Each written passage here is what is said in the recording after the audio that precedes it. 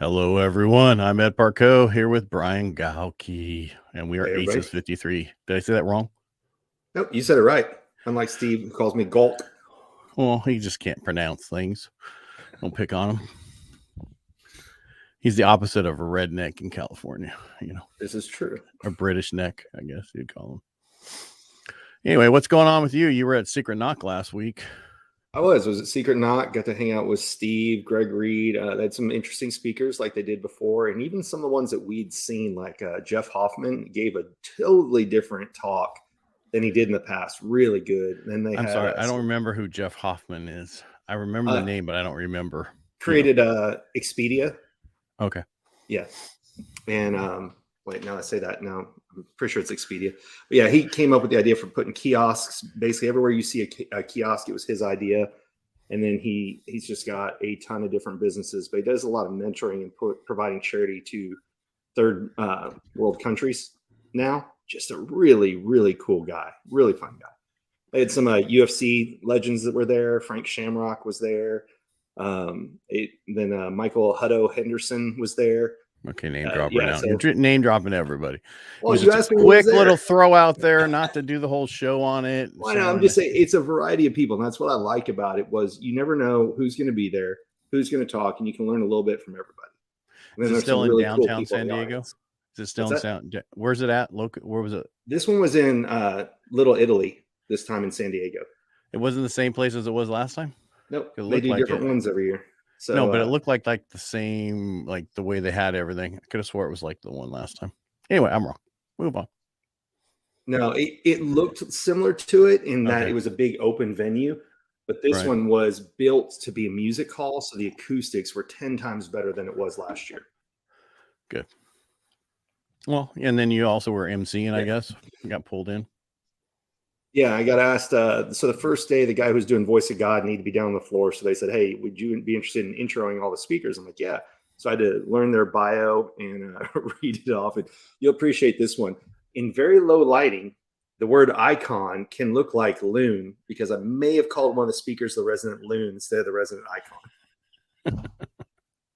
Oh, well, what are you going to do? I just laughed and go, and I'm fired. Yeah. Yeah. Well, so you had to use Morgan Freeman's voice is what you were saying? I used my own, which was scary. Well, because you said you're the voice of God. He is the voice of God usually. So that's what they would say. They would say, "Voice of God, intro the next speaker." That was funny. Yeah. As soon as I said the resident loon, I just said, and I'm fired. Maybe they're thinking you're talking about you. Yeah. Yeah. All right. So we've been talking about prospecting, and I like the theme of staying on prospecting. And what we talked about before, what CRM are you using? We talked about high level, different things. Right. And we decided this week we're going to actually talk about the different CRMs that are out there and what's available. And then Thursday, we are having High Level, one of the co-founders. What's his name? Robin Alex? Yep. Robin Alex. I know it's weird having two first names. I think everybody's gonna be really surprised how open and friendly he is. I'm looking forward to Thursday. Yeah, he's really, because I did a pre last week, and what a nice guy he was. I mean, he put up with me, so he has to be a really nice guy. By yourself too. I mean, that's a challenge in itself. That's correct. All right, so when getting ready for the show, I was like, I wonder when the first CRM came out, and it wasn't really called that at the time. Right. When do you think the first CRM came out?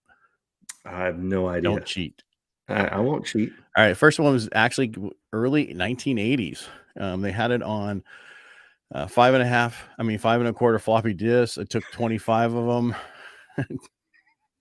Not everybody's going to understand this, but what's funny is I was like, I wonder what that was. And it was like ACT. I remember ACT, but not in the 80s, early 90s. I remember more of that in the 90s as it was growing, because I used it for when I was doing sales and computer sales. And then when, I didn't really myself in the mortgage industry start using a CRM until the early 2000s.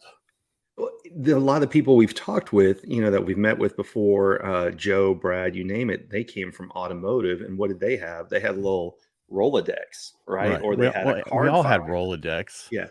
A 3x5, cards, and they'd move it based on when somebody's birthday and everything else. So it's funny to think of what the predecessor to what we now see as CRMs are or were. Right.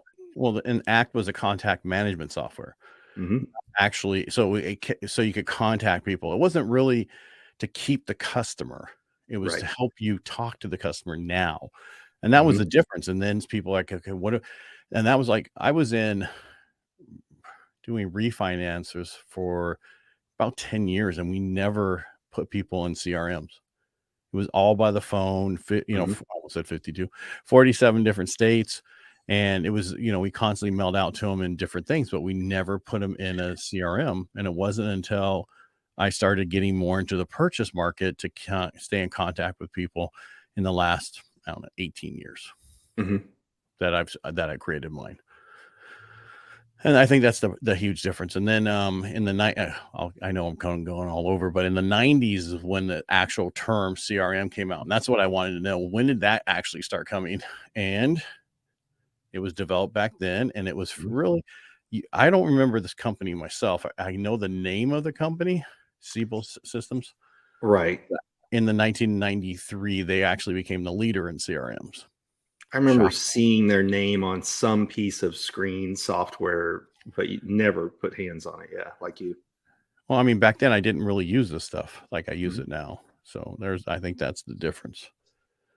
Do you want me to keep going or you want to jump in here too? Yeah, I was still in high school in 1993, so go right ahead. You're such a funny guy. Hey.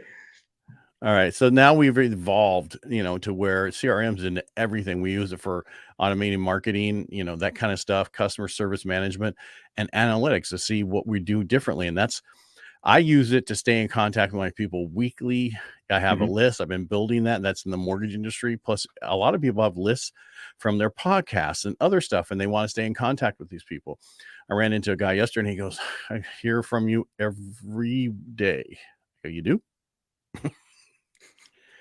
Things are so automated now that you forget what you set up and how it, he's like, yeah, I stay in contact with all the different podcasts you do, all the lives you do. You put out this. I go, I don't remember, but I guess I did. Omnipresence, right? That's one of the goals that like Grant talks about is you have to be omnipresent, which can be a good thing. And then sometimes people unsubscribe for the same reasons. What's interesting is going back to where we're at now is when it's really started to evolve. There were very few companies around. And I remember first getting into business, it seemed like you had to have, at the time they weren't Keep, they were, oh gosh, what was the name of it before I went and spoke? Infusionsoft, right? Infusionsoft was one of the only companies, and then Salesforce. And that seemed like when I joined the work world, they were the only two that were out there. Well, I think they weren't the only two, but they were the most prevalent. And the one thing nice about Salesforce is how you can customize it to yourself. Right? Yes. And I think that, but again, that gets into one of the biggest issues and downsides of some of the stuff is it could take you a while to set it up. It is. And especially if you're in an industry that there's turnover in the customer base, coming from government work before, if a new sheriff or a new warden came in, they could wipe out their entire staff and you'd have to start from scratch again. And it was one of those that if you did not maintain it on a regular basis, it was ugly. We had employees who would quit and we'd go in and look, and there were people who hadn't been there in 8 years. So your customer base is only as accurate as the people putting in the data. Right. And I think a lot of it changed when they went from here is the software that you get in a disk drive or whatever you do, you download it and it became a software. Now then it changed into a software as a service, right? To where you pay for it on a monthly basis. And I think that changed a lot. And I think a lot of that changed late 90s, early 2000s. And that's where Salesforce was the first SaaS system. I don't know if you know that. They were the first one. And that's where, that's how everything changed. And that's why we knew who they were in the 2000s and why they were different, because that's just how the whole system changed. They, with them being so large, have you ever been, since it's kind of close to you, I know it's a neighboring city, it's not exactly where you live. If you've ever tried to get a hotel room during when they do Salesforce Dream Week and they take over San Francisco, it's impossible. Like they bring so many people from across the nation to come in to do the Salesforce training for that 1 week. Ironic ADD story.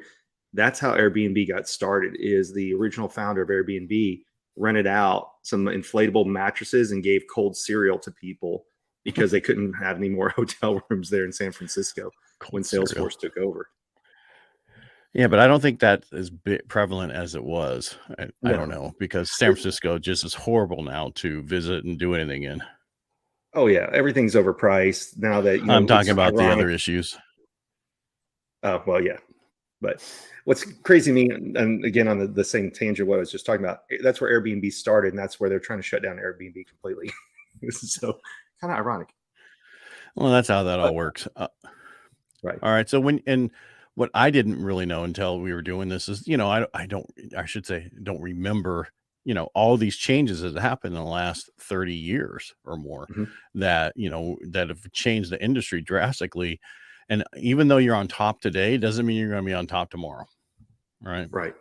Because things change how people do. Go ahead. Oh, I was going to agree with you that the challenge is most companies this day and age aren't about organic growth. They're about acquisition growth. And when you buy up all these small companies, most times your customer service tends to go downhill because you had one company who knew how to support one thing very well. They buy all these other companies to grow their presence because they're a lot of times owned by PE firms, but then they don't know how to support and integrate like they should. And that just what creates the market for new people to come in.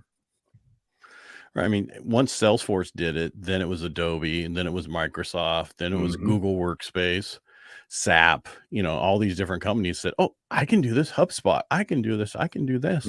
Oracle was one of the other ones, but I think Oracle more likely acquired companies to do it. Right. Well, and when I first got started, everybody said use MailChimp, and it's great to get in. And then their business model is as your following grows, so does your monthly expense. So when people get in, they get used to using that. And then as they get more people on their list, then the price of everything goes up. So it's interesting when you're looking at a CRM, you have to think long-term, what's your goal for it? So maybe there is one that's more costly now when you're first starting out, but depending on what you want to grow your business to, it may actually be cheaper to buy a more expensive solution right out of the gate.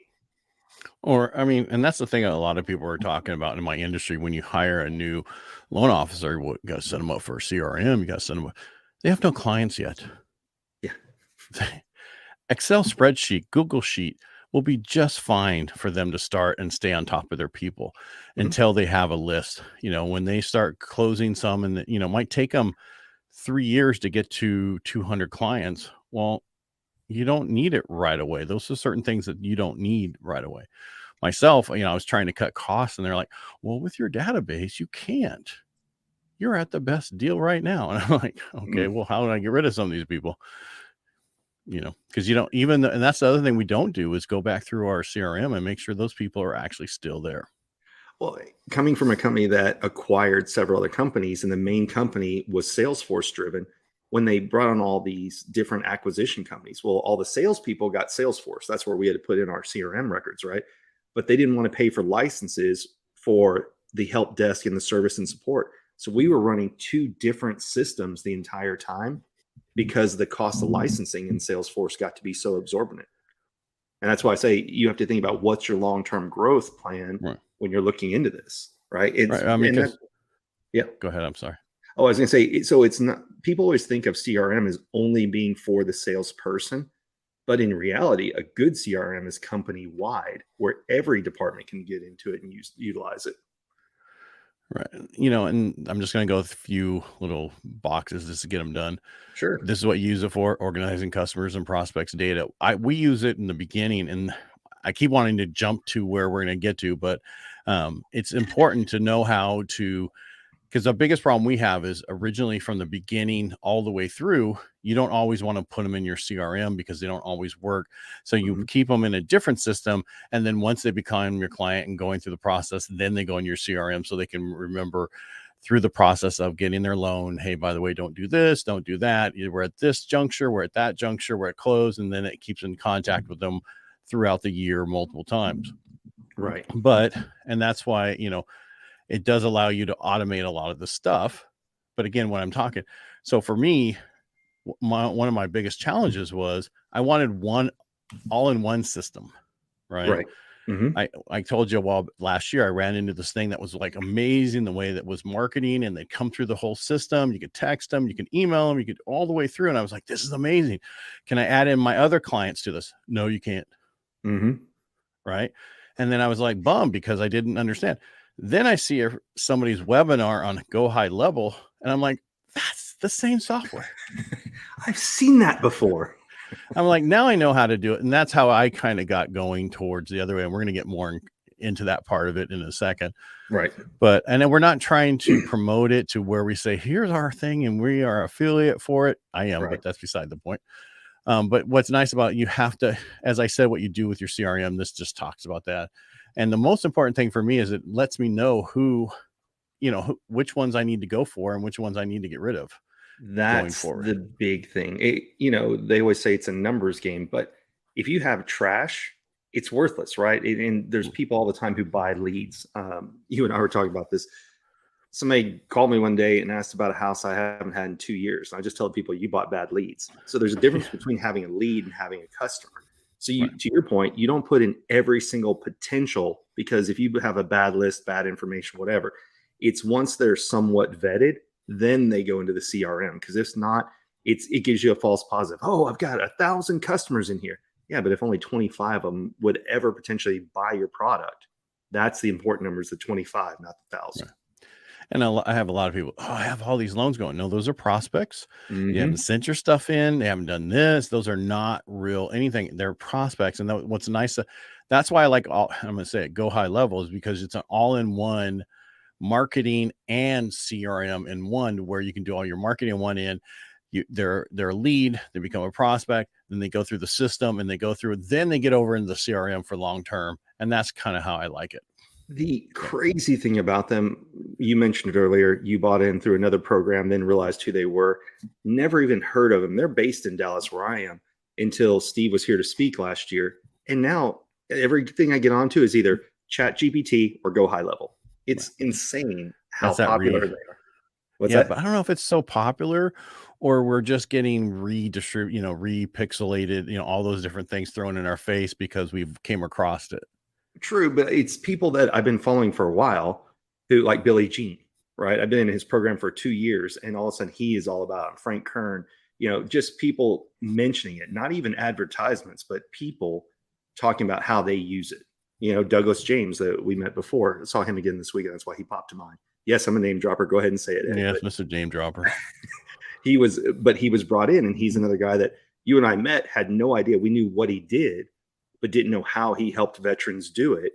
And then sure enough, it's Go High Level. Right. Well, and that's great. But you just have to it takes a while. It's not a perfect program either, right? It's not going to be extremely perfect, but for me, for my personal website, which was for mortgage origination and my podcast and different stuff, I was in there going, wow, I didn't realize I almost have 300 people hit it a day, which is a lot for somebody in Modesto, California, 10,000 plus a month. And I'm like, okay, there's a problem here, right? They're coming here, they're finding me, but there's got to be some way more I can engage with them. And that's why there are so many little add-ons now for Go High Level to add on to your stuff, to where it's basically there's so much you can do. There's another thing called Chat HQ. And they have a software where it can help you explain everything when you're trying to sell if you're doing the affiliate stuff as a SaaS, SaaS entrepreneur through Go High Level. It's a software you can add to everything, and it answers all their questions. But they have another thing that pops up at the bottom of your website, and you can it's almost like in your social media, the link trees, right? Where you can do, and it adds all that extra stuff. This is at the bottom of your website. And you also can do it to where if you scroll down 30%, this one thing pops up. If they scroll down 50%, this other thing pops up. If they go all the way to the bottom, this video pops. There's so much you can do, plus this other thing.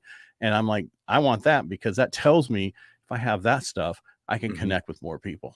Yeah, because before that, all you could do was the heat maps on your website to tell you where were people going and clicking, but you couldn't track it to that level.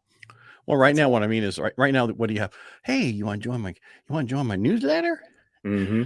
Hey, watch this video. And this is what it's just, it's just amazing what you can add to your stuff from that different companies that are associated with high level now and what they've been creating.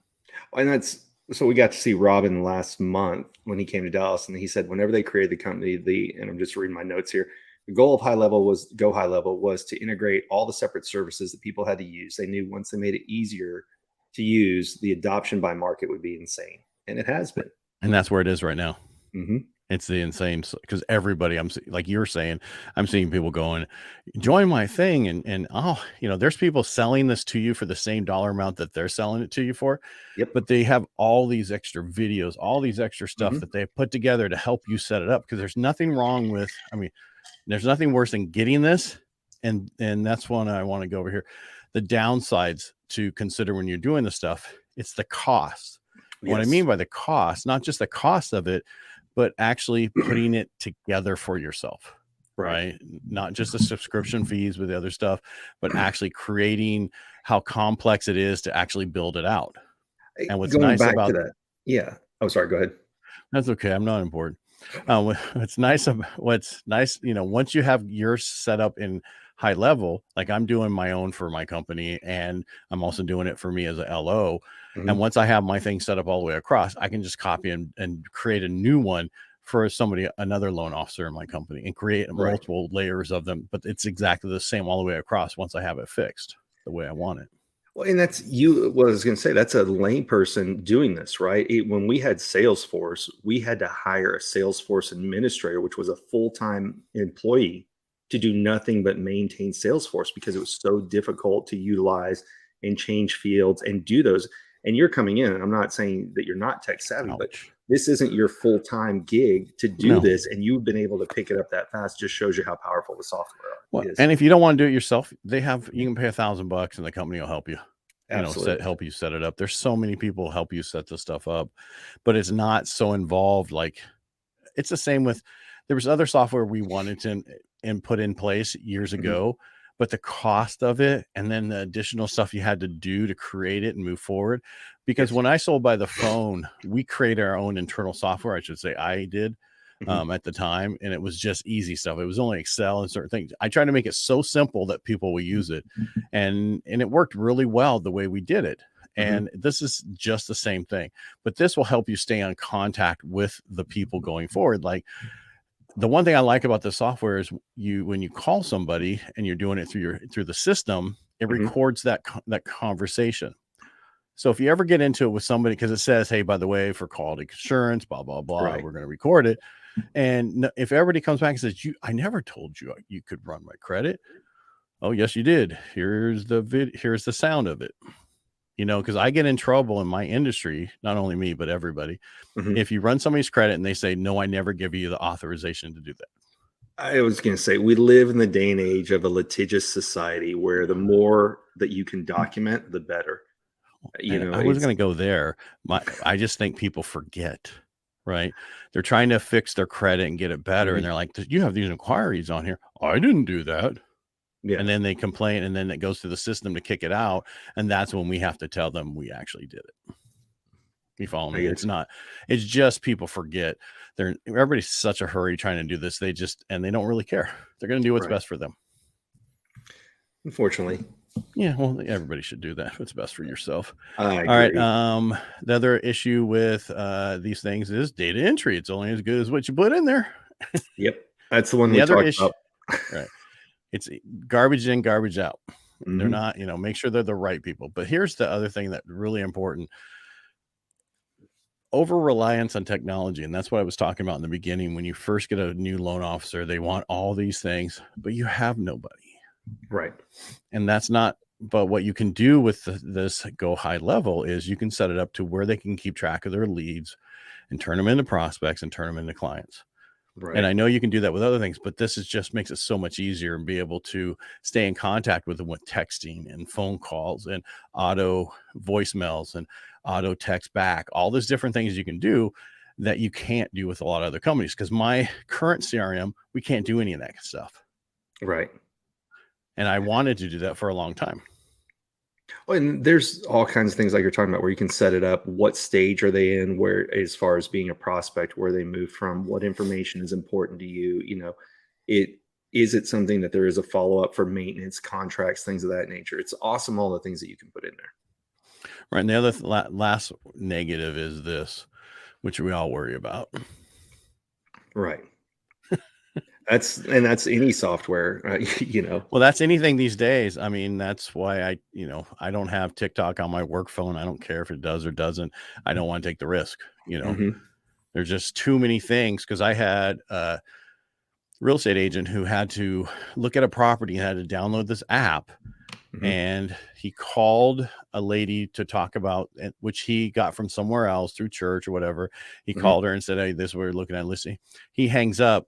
The phone calls she gets a phone call back with his number on it saying, "You don't want to use him, you want to use us, blah, blah, blah." Wow. And it was the app itself had, when you said yes, that it had your emails, your text, your phone, everything about it was on there.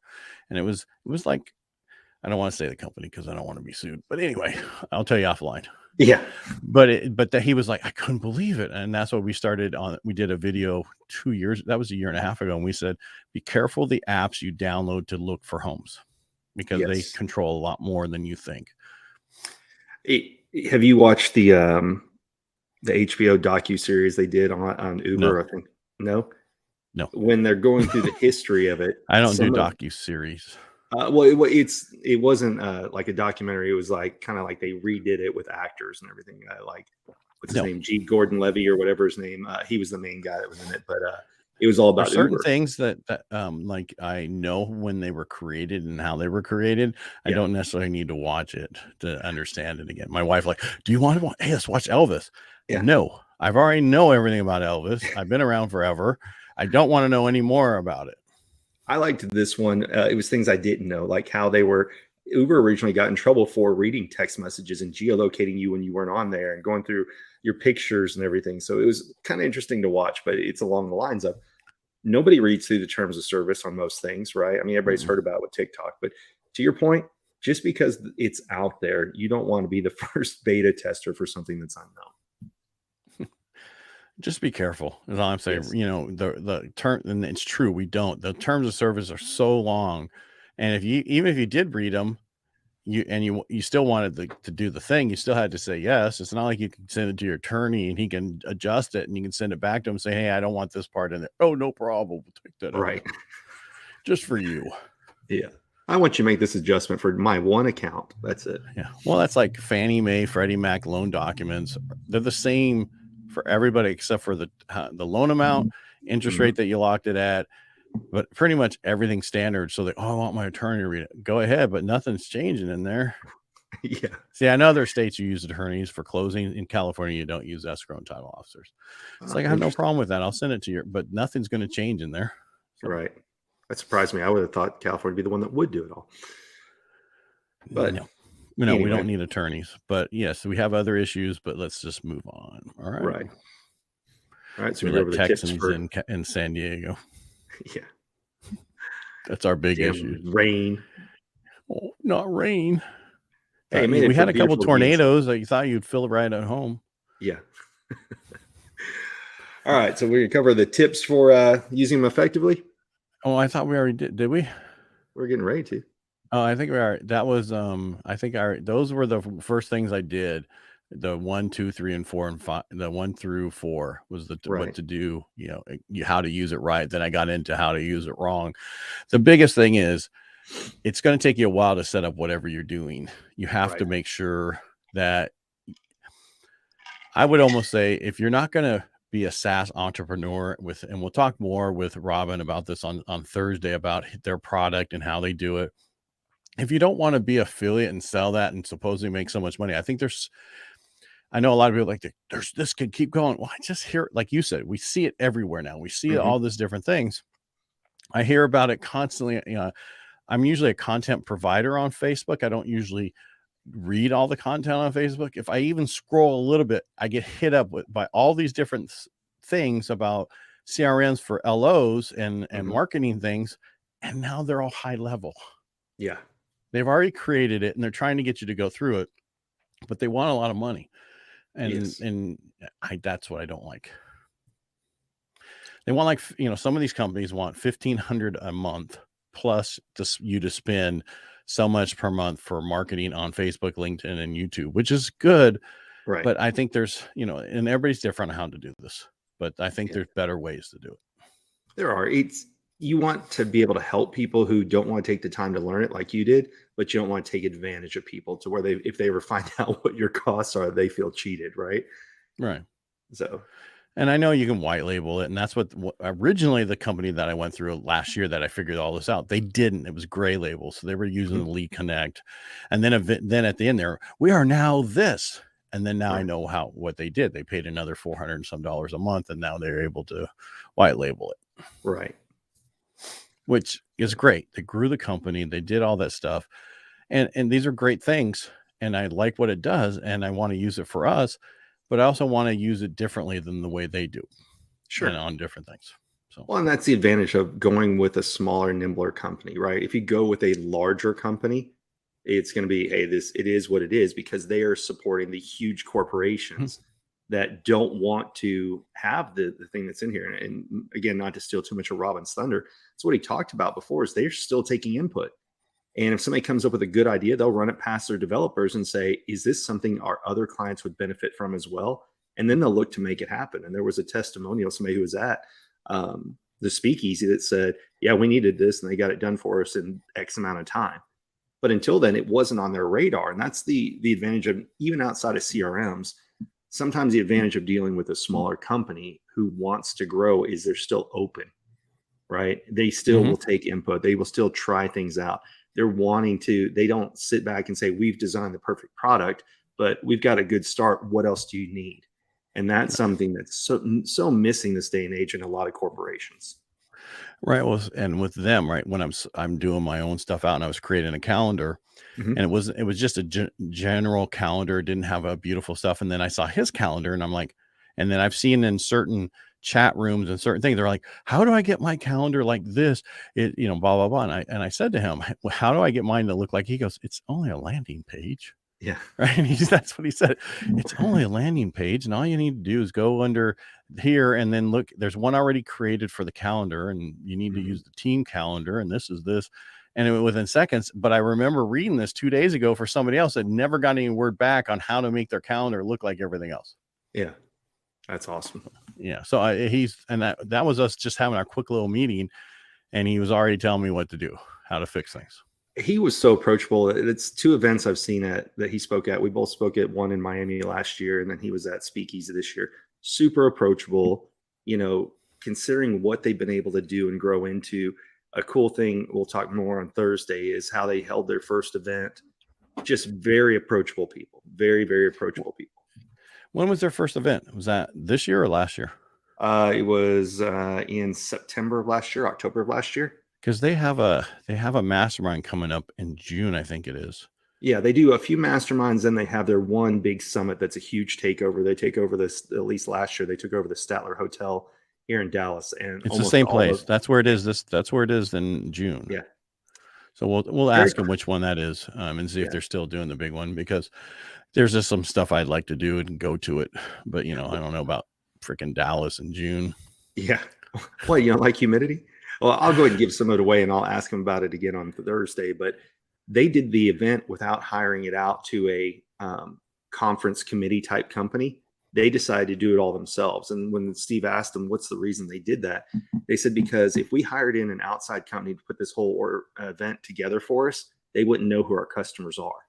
And we wanted the staff working the event to be able to help our customers with anything they needed, even if it's at base level, and know who to direct it to. And you could tell it made a difference. Now, the event, I would have thought, was put on by a professional event coordination company. Everything was pretty awesome. It flowed very well. They worked with a hotel, you name it. And for them to have all done it with in-house staff was pretty impressive. Yeah, I think they're doing it again this year that way too.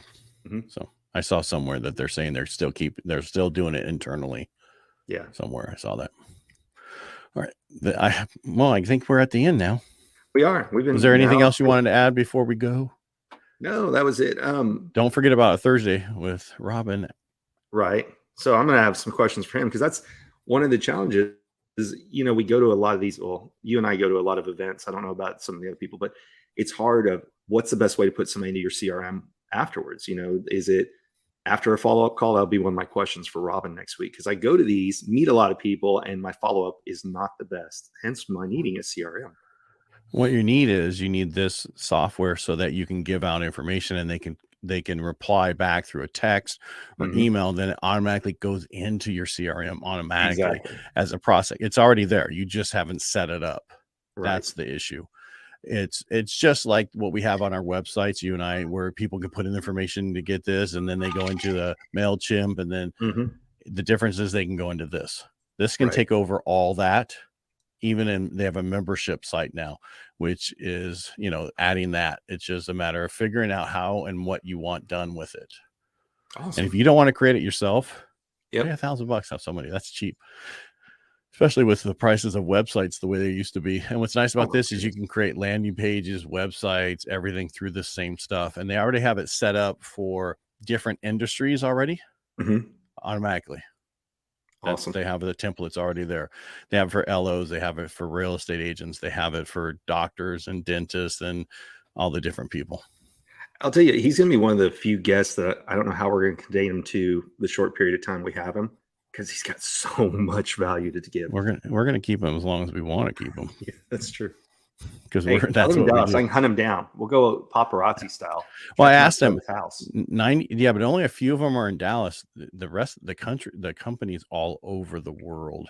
Right. I asked him originally. I said, where are you located? He goes, well, a few of us are in Dallas, but 90% of the company's all over the world.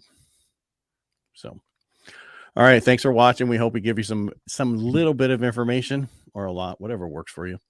I know we're not going to be hitting everybody each week going, wow, that's amazing stuff. But we're here for just that one person. I mean, just you. We're here for you. And if that's what works for you, that's the only reason we're here. Brian, thanks for showing up. And thanks for doing this with me.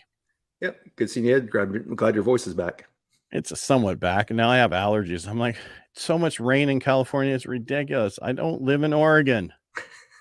All right, everybody, make it a great day.